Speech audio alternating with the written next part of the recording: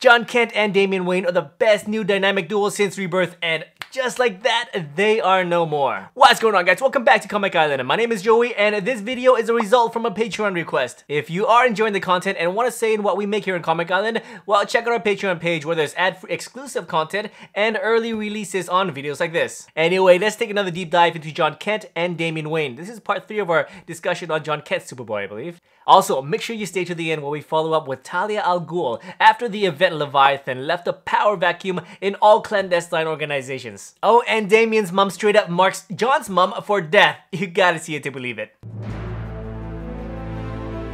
After a few short months of allowing their sons to team up, Superman and Batman finally decides to give Jon Kent and Damian Wayne their own hideout.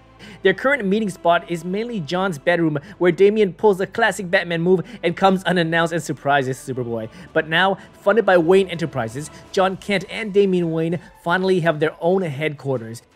It is located underwater under Morrison Bay, somewhere between Metropolis and Gotham City. Created with the help of the Justice League's tech expert Cyborg, Superboy and Robin's new HQ comes equipped with just everything that they need to take their heroic antics to the next level. There is even a 2-person pod meant to zip the heroes to either Gotham's waterfront or Metropolis Bay in under a minute. Their education and school life is about to change as well. Before, Damian would impersonate the bus driver and a teacher to tail Jon, but now, since Jon and his family decided to pack up and move to Metropolis, Bruce sent a generous donation to a private school to get Jon and Damian in. Damian was homeschooled by Alfred, which means he has a bit more freedom for his extracurricular activities, but with the new school in Metropolis, he has Alfred helicopter him to school every morning. Little things like their education, Damian being helicoptered into school every morning, and how Jon is the popular one, whereas Damian is the scary loner, makes these two so different and yet so interesting to read. Alright, continuing on. In the events Super Sons of Tomorrow, a future hardened version of Tim Drake escapes Mr. Oz's prison, battles it out with the Bat family, loses and returns for round 2. Future Tim successfully takes out Batman and Superman, and this time he won't let anyone get in his way to save his future by killing Superman's son, Jon Kent Superboy. You see, in Tim's future, a grown-up Jon Kent went supernova and released his solar flare ability, which killed millions of people. Future Damian in turn killed Jon in a manner so gruesome that Tim have stated that he wants to kill Damian on the spot for doing what he did to Jon. But before that, he needs to terminate Jon before Superboy's solar flare can kill anybody else.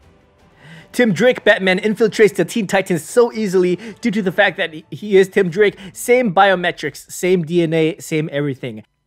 Jon Kent was hanging out at the Titans Tower discussing his membership status till Drake attacks. He put so much pressure on Jon that Superboy went supernova for the first time.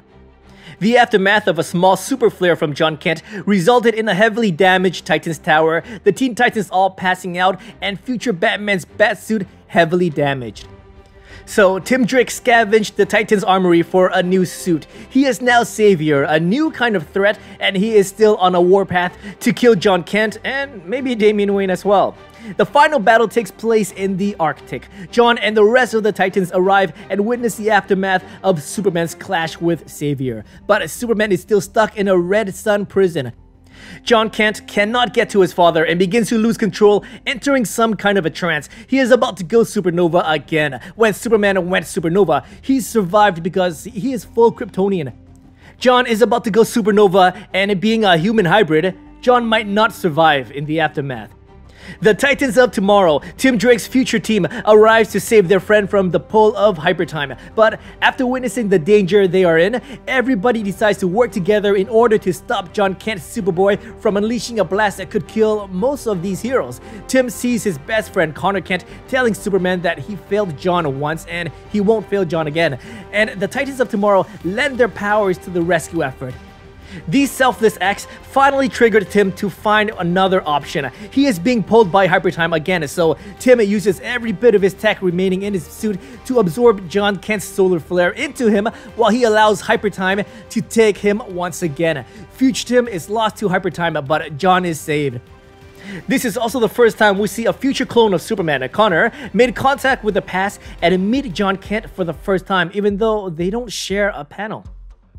Moments later, Superman has a chat with Damian and John. Before this point, he thought it would be a great idea allowing John Kent to do minor missions with Damian Wayne for his development, but the aftermath of Future Tim's attack and knowing that Damian will one day kill John in a possible future, well, a father can only go through so much, but this time, Damian defended his stance on being there for John, and for the first time ever, Damian calls John a friend. Damian will not allow anything to happen to John. John says, well, the exact same thing. The two convinces Superman to allow them to continue their missions. Superman also welcomes the Titans to the Justice League Watchtower, where they held a vote if John should be a full-fledged member. Batman and Damian voted for it, but unfortunately, the rest of the team voted no. John Superboy Kent, this version of Superboy, was never a member of the Teen Titans. That membership seems to be reserved for Connor Kent, aka a Superboy from another timeline.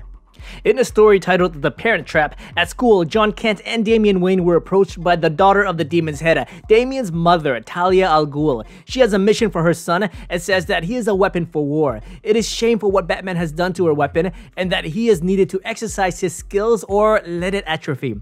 Damian refuses the mission and, with conviction, he says that he knows his place in the world and that is beside his father. Talia departs, but not before leaving a sword as a parting gift. A sword that was used to kill last night.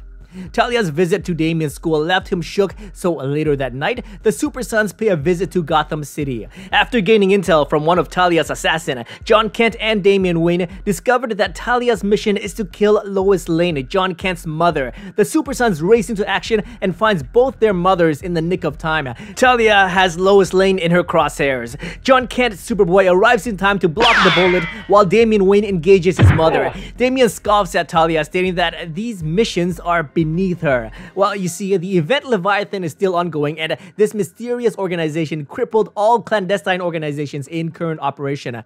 None of them are safe. Cadmus, Argus, and even the League of Assassins got hit. So, Talia replies, "What do you think an assassin does, dear? This is our bread and butter." But upon closer inspection, we discover that she wanted this mission even more when Damian refused her offer. Damian has in his hands the sword his mother gifted to him hours ago. He breaks it in half and returns it to his mother while stating, "Father is all the family I need, and I have friends now." This story ended without Lois noticing anything and Talia al Ghul returning to the shadows. John Kent and Damian Wayne were tested a few times, but one of their biggest tests came from Kid Amazo, a human who got the Amazo virus and stole the Amazo suit from LexCorp. This corrupted kid was getting help from Luthor's medical team, but it turns out that his psyche was so much in sync with the armor that the armor grew sentience and destroyed the body after taking what was left to fuel itself. Of course, being previously busted by John Kent and Damian Wayne, his first mission was to neutralize the Justice League, and then Kid Amazo attacked Superboy and Damian's HQ. Cyborg arrives shortly after to help, but the battle ends at an empty tanker where Kid Amazo proudly displays the Justice League chained up.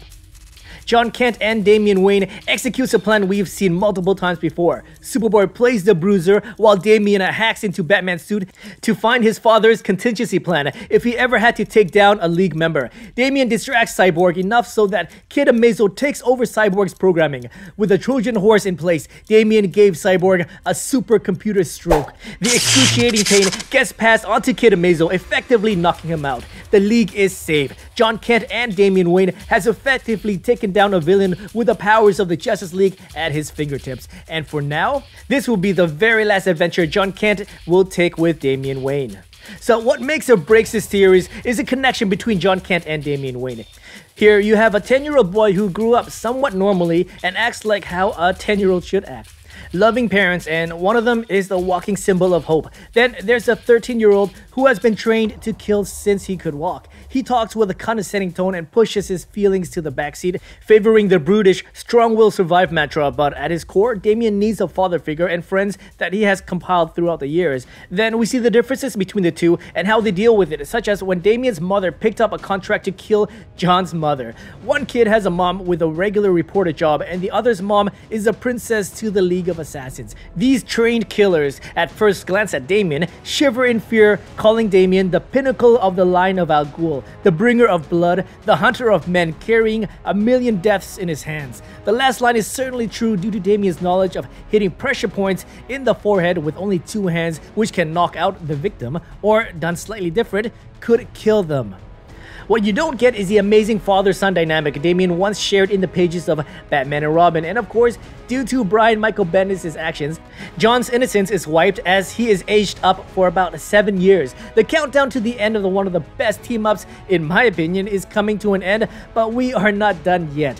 We still need to cover Jon Kent's relationship with his grandfather Jor-El, aka the mysterious Mr. Oz, who has been a shadowy figure ever since Rebirth. You heard me right, Jor-El is not dead in the New 52 universe, and he plays a hugely important role for the development of Jon's future. You can watch more right now. Thank you so much for watching, and as always, if you enjoyed this video, please like, subscribe, and I'll see you guys next time in another Comic Island video.